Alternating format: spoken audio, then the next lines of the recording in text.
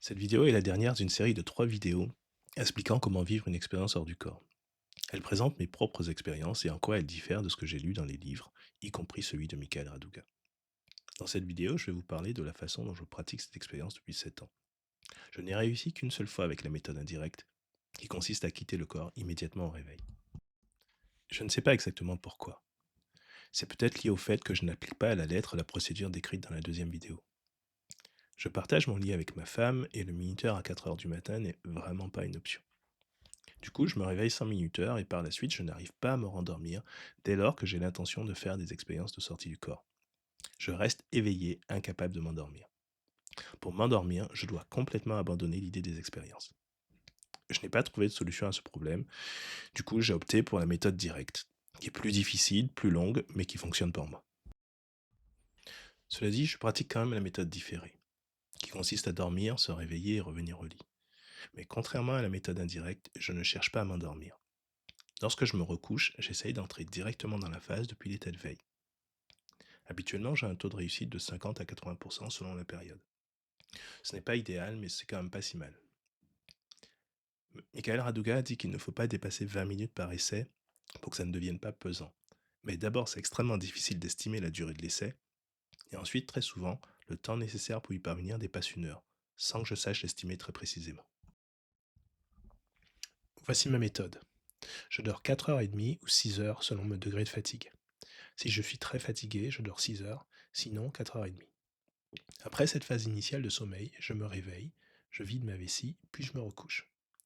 Quand j'étais débutant, je lisais des passages d'un livre sur la technique que je voulais appliquer. Maintenant, j'ai un peu l'habitude, je me recouche tout simplement. Je n'utilise pas de minuteur pour me réveiller. Je me programme simplement pour me réveiller à une heure précise. Par exemple, je me couche à 22 heures et je décide de me réveiller à 4 heures. En général, si je suis vraiment motivé, ça fonctionne plutôt bien. Je me réveille à quelques minutes avant ou après l'heure que je me suis fixée. Ensuite, je m'allonge et j'applique des techniques trouvées dans différents livres. Après la première année, je me suis arrêté sur la technique de l'écoute intérieure. J'écoute ce que j'appelle les grillons. C'est un son interne, ça fait un peu comme des criquets. C'est personnel, mais j'ai déjà rencontré des récits de personnes qui utilisent le même type de son. Après, on peut écouter les battements de son cœur ou n'importe quel son interne. Et j'essayais de ressentir l'énergie, l'espèce de picotement dans les mains et dans les pieds et de l'amplifier. Au début, je me fiais beaucoup au picotement censé être l'énergie qui traverse les chakras, car c'était quelque chose que j'avais lu dans le livre Demystifying the Art of Body Experience de Luis Minero, le livre avec lequel j'ai commencé. J'ai même réussi une fois à intensifier ces picotements et à les transformer en vibrations, qui m'ont permis de sortir du corps. J'avais beaucoup d'espoir dans cette méthode, qui est proche de la méthode vélo, qui est l'acronyme pour indiquer qu'on déplace volontairement l'énergie le long de son corps. Mais avec le temps, je me suis rendu compte que je n'arrivais pas toujours à obtenir des résultats, que c'était pas forcément très fiable, pas très reproductif.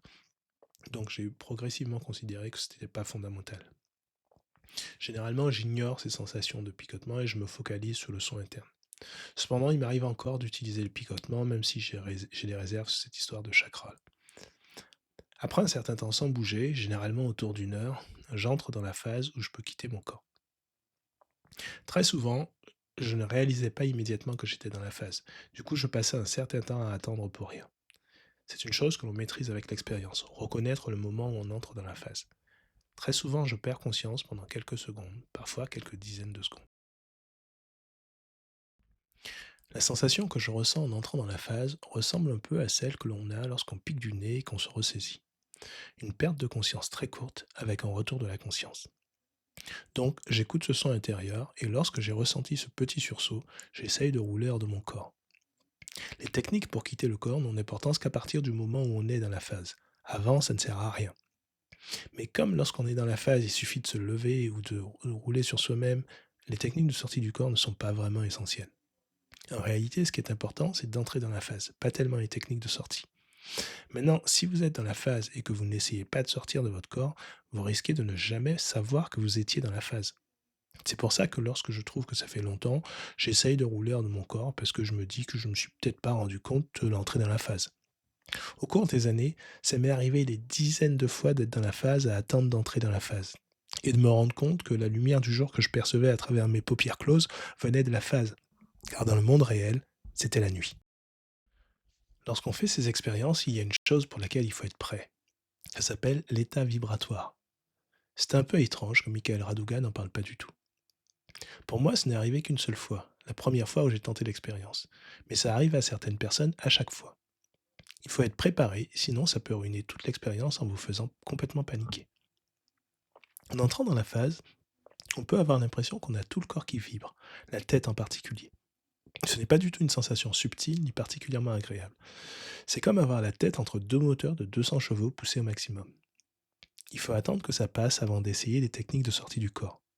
Personnellement, c'est en vivant ça que je me suis dit que c'était absolument dingue que ce phénomène de sortie du corps ne soit pas étudié de façon sérieuse. En résumé, vous l'aurez compris, le plus difficile est d'entrer dans la phase, cette espèce de transe où l'on se sent détaché des sensations corporelles et de passer les vibrations si elles arrivent. La phase est un état dans lequel le corps est endormi et l'esprit est éveillé. Passé ça, il suffit de rouler sur soi-même sur le côté ou se lever sans bouger son corps physique. Ça a l'air étrange dit comme ça, mais si vous essayez en étant dans la phase, ça vous paraîtra évident.